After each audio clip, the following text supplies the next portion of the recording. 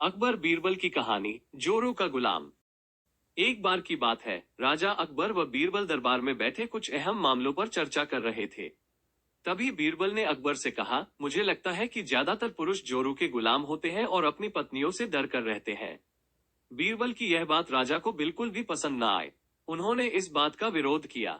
इस पर बीरबल भी अपनी बात मनवाने पर अड़ गए। उन्होंने राजा से कहा कि वे अपनी बात को सिद्ध कर सकते हैं, मगर इसके लिए राजा को प्रजा के बीच एक आदेश जारी करवाना होगा। वह आदेश ये था कि जिस पुरुष के अपनी पत्नी से डरने की बात सामने आएगी, उसे दरबार में एक मुर्गी जमा करानी होगी। राजा बीरबल की इस बात पर तैयार हो गए।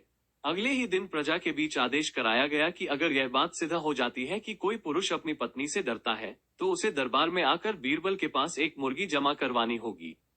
फिर क्या था, देखते ही देखते बीरबल के पास ढेरों मुर्गियां इकट्ठा हो गईं और सैकड़ों मुर्गियां महल के बगीचे में घूमने लगी। अब बीरबल राजा के पास पहुंचे और बोले, महाराज, महल में इतनी मुर्गियां इकट्ठा हो गई हैं कि आप एक मुर्गी खाना खोल सकते हैं, इसलिए अब आप इस आदेश को वापस ले सकते हैं। मगर महाराज ने इस बात को गंभीरता से नहीं लिया और महल में मुर्गियों की संख्या धीरे धीरे और भी ज्यादा बढ़ने लगी। इतनी अधिक मुर्गियां महल में जमा हो जाने के बाद भी जब राजा अकबर बीरबल की बात से सहमत नहीं हुए, तो बीरबल ने अपनी बात सिद्ध करने के लिए एक नया उपाय निकाला। एक दिन बीरबल राजा के पास गए और बोले, महाराज, मैंने सुना है कि पड़ोस के राज्य में एक बहुत ही खूबसूरत राजकुमारी रहती है। अगर आप चाहें तो क्या मैं आपका रिश्ता वहां पक्का कराऊं? ये सुनते ही राजा चौंक उठे और बोले, बीरबल, तुम ये कैसी बातें कर रहे हो? महल में पहले से ही दो महारानियां मौजूद हैं। अगर उन्हें इस बात की भनक भी लगी तो मेरी खैर नहीं होगी।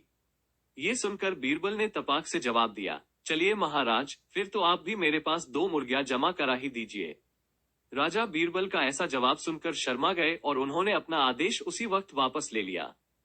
कहानी से सीख। अकबर बीरबल की इस कहानी से हमें ये शिक्षा मिलती है कि बातों की चतुराई से हम किसी भी बात को मनवा सकते हैं। जरूरत है तो बस बीरबल की तरह चतुराई से अपना पक्ष रखने की।